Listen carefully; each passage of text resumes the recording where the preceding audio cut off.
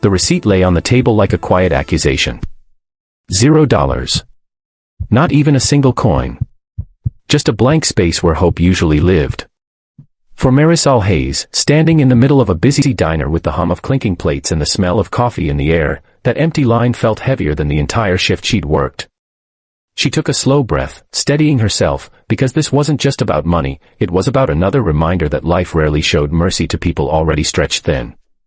Before we go deeper into Marisol's story, if you believe in kindness, second chances, and the quiet power of doing the right thing, please take a moment to like this video, comment, share it with someone who needs hope today, and subscribe to Kindness Corner. And tell us in the comments, where are you watching from? Marisol was 27, a single mother doing her best to hold together a life that felt permanently one bill away from collapse.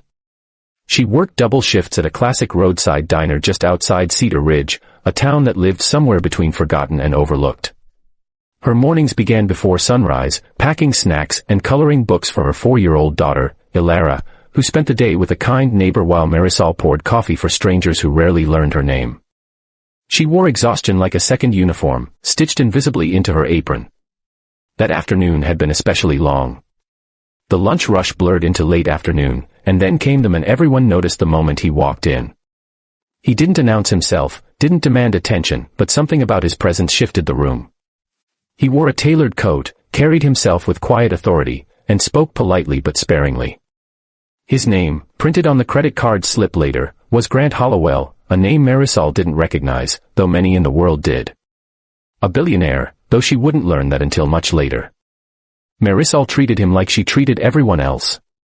She refilled his coffee before he asked, brought his meal exactly as ordered, and checked in once more than usual because something about his distant gaze made her worry he might need something. He nodded, thanked her softly, and ate in silence. When he finished, he placed his utensils neatly together, slid out of the booth, and left without another word. When Marisol returned to clear the table, she saw the receipt. Total paid. Tip, $0. Her chest tightened, not with anger, but with that familiar sinking feeling. She thought about the grocery list taped to her fridge at home, the school supplies Ilara needed, the rent due in 10 days. She swallowed hard, reminding herself that kindness wasn't transactional. She wiped the table carefully, stacking the plate, when something stopped her. The plate didn't move smoothly. It caught on something beneath it. Marisol lifted it again, slower this time, and saw a folded piece of paper tucked under the edge. Her name was written on it in careful handwriting. Just her first name. No flourish. No explanation. Her heart began to race, not with fear, but with curiosity that felt almost sacred. She waited until the rush quieted before opening it, hands trembling just enough to notice. Inside was a note, simple and unadorned. It spoke of observation, of noticing how she balanced a child's drawing tucked into her apron pocket, how she spoke gently to every customer, how she worked with dignity even when the day was unkind. It ended with a sentence that made her sit down in the booth, breath caught in her throat. This is not a tip. It's an opportunity. Tucked behind the note was a business card and a folded check. The number on it made her vision blur, not because it was extravagant, but because it was exactly what she needed. Enough to cover rent, childcare, and a little more. Enough to breathe again. But more than that, the card invited her to call. No obligation. No promises. Just a door cracked open. Marisol went home that night in a daze.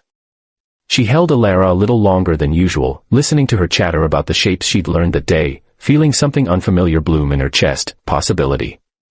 The next morning, after dropping Ilara off, Marisol sat in her car for nearly 20 minutes before dialing the number. When someone answered, they didn't rush her. They listened. Weeks passed. Then months. Marisol didn't quit her job right away.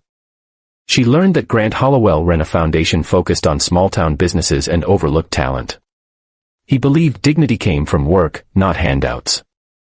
The note had been his way of testing something, not her obedience, but her attention. Would she notice what others missed? She did. Through mentorship, training, and resources she never imagined having access to, Marisol discovered she had a knack for organization and leadership. The diner owner noticed too, offering her more responsibility. Eventually, with guidance and a modest grant from the foundation, Marisol helped modernize the diner's operations, turning it into a community hub that hired other parents juggling work and family. Years later, Marisol stood in the same diner, now brighter, busier, and filled with laughter. Ilara sat at the counter doing homework, safe and confident. Grant visited once a year, always sitting in the same booth, always leaving no tip, just a note. Each one reminded Marisol that the world doesn't always change loudly. Sometimes, it changes quietly, under a plate, waiting for someone who's paying attention. If this story touched your heart even a little, please take a moment now to like this video, share it with someone who believes in kindness, and stay with us by subscribing to Kindness Corner. Your support helps stories like this reach people who need them. Before we end, we have a special request. Please comment below with one word that describes how this story made you feel.